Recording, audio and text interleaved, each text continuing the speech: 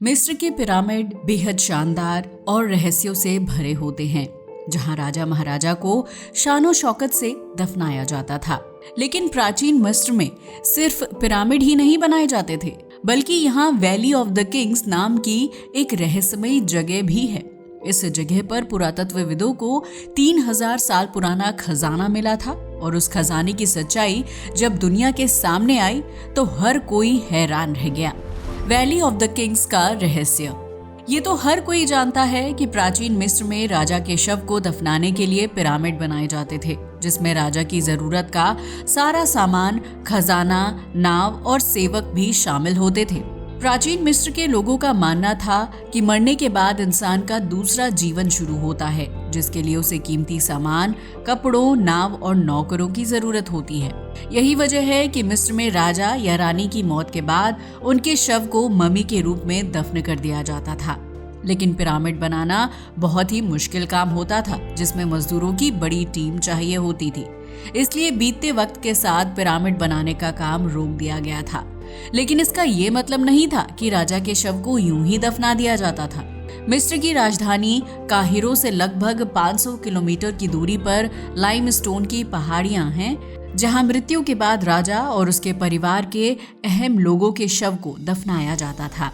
इसी वजह से इन पहाड़ियों को वैली ऑफ द किंग्स का नाम दिया गया है, जहां पहाड़ी को काटकर अंदर की तरफ चैम्बर बनाए जाते थे और फिर उन चैम्बर्स में राजा का शव और दूसरा जरूरी सामान रखा जाता था। इसके बाद चैम्बर के मुंह को बड़े बड़े लाइमस्टोन के पत्थरों से बंद कर दिया जाता था। जबकि वैली ऑफ द किंग्स से अब तक लगभग 65 चैम्बर्स को खोजा जा चुका है, लेकिन उनमें से ज्यादातर चैम्बर पुरातत्वविदों को खाली ही मिले थे, जिसमें से किसी चैम्बर में राजा का शव था। बताया जाता है कि जब चोर और लुटेरों को पता चला कि राजा के शव को पिरामिड की जगह वैली ऑफ द किंग्स में दफन किया जाता है, तो कीमती खजाने की लालच में चोरी और डकैती होने लगी थी। ये लोग रात के समय में चैम्बर में दाखिल होकर सारा कीमती सामान चोरी करके ले जाते थे, जिसमें राजा का ताबूत भी शामिल होता था। यही वजह है कि पुरातत्वविदों को इतने लंबे समय तक रिसर्च करने के बावजूद भी वैली ऑफ द किंग्स से ऐसा कुछ नहीं मिला जिसकी मदद से वो प्राचीन मिस्र से जुड़े सबूतों को इकट्ठा कर पाते। लेकिन साल 1922 में ब्रिटिश पुरातत्वविद होवर्ड कार्टर ने एक रहस्यमयी खोज को अंजाम दिया, जो उस समय वैली ऑफ द किंग्स में रिसर्च कर रहे थे। होवर्ड ने देखा कि एक पहाड़ के पास सीढ़ी जैसी आकृति बनी हुई है। जब उन्होंने सीढ़ी पर खुदाई करवाई तो पता चला कि उस जगह पर पहाड़ के अंदर दाखिल होने के लिए सीढ़ियों का रास्ता बना हुआ है। फिर क्या था, होवर्ड ने उस जगह पर खुदाई करवाना शुरू कर दिया, जिसके बाद वो सीढ़ियां पत्थर से बनी एक दीवार के पास जाकर खत्म हो गई थी। इसके बाद खुदाई करने वाली टीम ने सारे पत्थरों को हटाया और फिर होवर्ड उस चैम्बर के अंदर दाखिल हुए, जहां चमचमाता खजाना था। उस नजारे को देखकर होवर्ड हैरान रह गए थे, क्योंकि इससे पहले जो भी चैम्बर खोजा गया था उसका खजाना लुटेरों ने लूट लिया था। ये पहला ऐसा चैम्बर था जिसमें खजाना बिल्कुल सुरक्षित था और शायद लुटेरों को उस चैम्बर के बारे में कोई जानकारी नहीं थी। जब रिसर्च टीम ने चैम्बर के अंदर काम शुरू किया तो उन्हें एक सोने से बना ताबूत मिला और उस ताबूत के अंदर एक राजा की ममी को दफन किया गया था। आपको ये जानकर हैरानी होगी कि उस गोल्ड से बने ताबूत का वजन लगभग 90 किलोग्राम के आसपास था, जबकि चैम्बर की दीवार पर बनी पेंटिंग के रंग काफी अच्छी हालत में थे। इस चैम्बर को देखकर ऐसा लग रहा था कि उसे कुछ साल पहले ही बनाया गया था, लेकिन रिसर्च से पता चला कि उस चैम्बर को आज से लगभग 3000 साल पहले बनाकर तैयार किया गया था। पुरातत्वविदों के सामने ये सवाल था कि चैम्बर में ताबूत के अंदर दफन ममी किस राजा का है और उसकी मृत्यु कब हुई थी। लेकिन उस दौर में टेक्नोलॉजी इतनी एडवांस नहीं थी कि शोधकर्ता इन सभी सवालों का जवाब जल्द से जल्द ढूंढ पाते।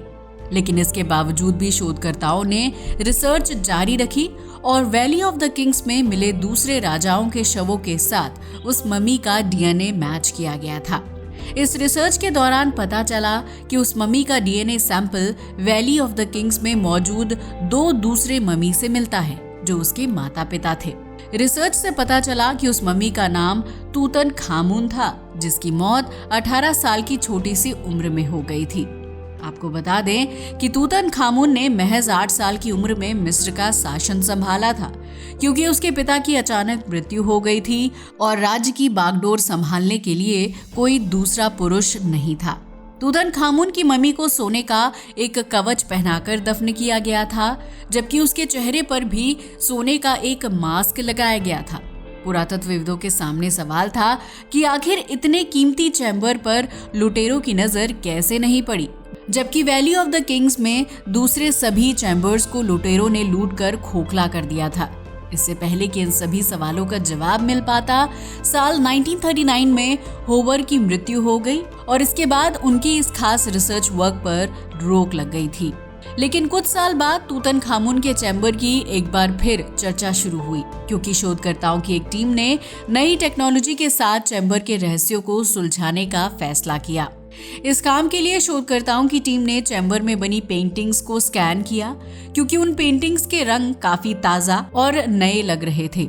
स्कैनिंग से पता चलता है कि दीवार पर प्लास्टर पूरी तरह से सूखा भी नहीं था और उसके ऊपर पेंटिंग बना दी गई थी, जिसकी वजह से पुरातत्वविद ये सोचने पर मजबूर हो गए कि क्या उस चैम्बर को जल्दीबाजी में बनाकर तैयार किया गया था। आमतौर पर दीवार पर प्लास्टर सूखने के बाद पेंटिंग का काम किया जाता है ताकि रंग ज्यादा समय तक टिका रहे। चैम्बर के रहस्य को जानने के लिए एक बार फिर मम्मी का डीएनए टेस्ट किया गया, जिसमें कुछ चौंकाने वाली बातें सामने आई थी। डीएनए रिपोर्ट से पता चलता है कि तूतनखामुन 18 साल की उम्र में कई खतरनाक बीमारियों से ग्रस्त था, जिसकी वजह से उसका एक पैर खराब हो चुका था और उसकी रीढ़ की हड्डी भी सीधी नहीं थी।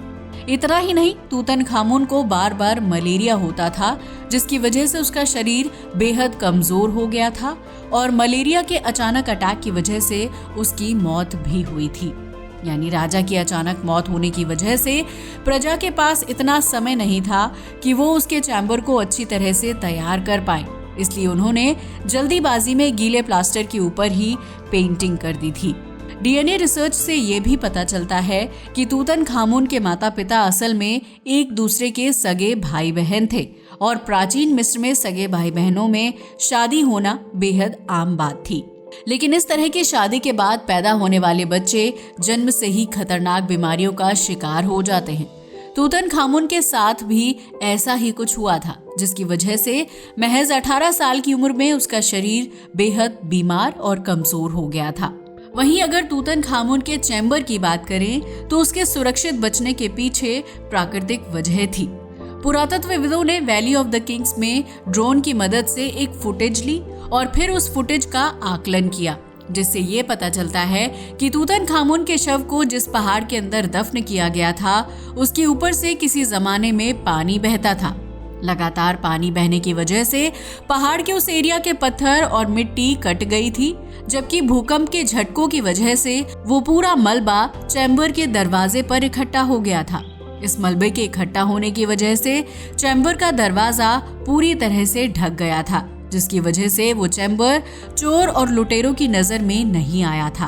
पुरातत्वविदों ने ये भी बताया कि इस तरह के पत्थर तूतनखामुन के चैम्बर के अलावा किसी दूसरे चैम्बर के दरवाजे पर देखने को नहीं मिलते हैं, क्योंकि किसी दूसरे पहाड़ के ऊपर पानी का बहाव नहीं था और ना ही वहां का मलबा कच्चा होकर नीचे गिरा था। इसी वजह से उन चैम्बर्स के दरवाजे बिल्कुल साफ और सटीक दिखाई देते थे, जिसकी वजह से लुटेरे उन्हें आसानी से खोज लेते थे और फिर चैम्बर के अंदर कीमती सामान को लेकर फरार हो जाते थे।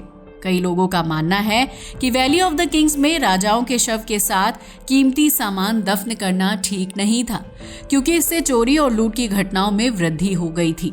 वहीं पिरामिड्स के अंदर लूट और चोरी को अंजाम देना थोड़ा मुश्किल था, क्योंकि पिरामिड को बनकर तैयार होने में ही सालों का वक्त लग जाता था और पिरामिड के अंदर कई अलग अलग कमरे और छोटे बड़े चैम्बर होते थे।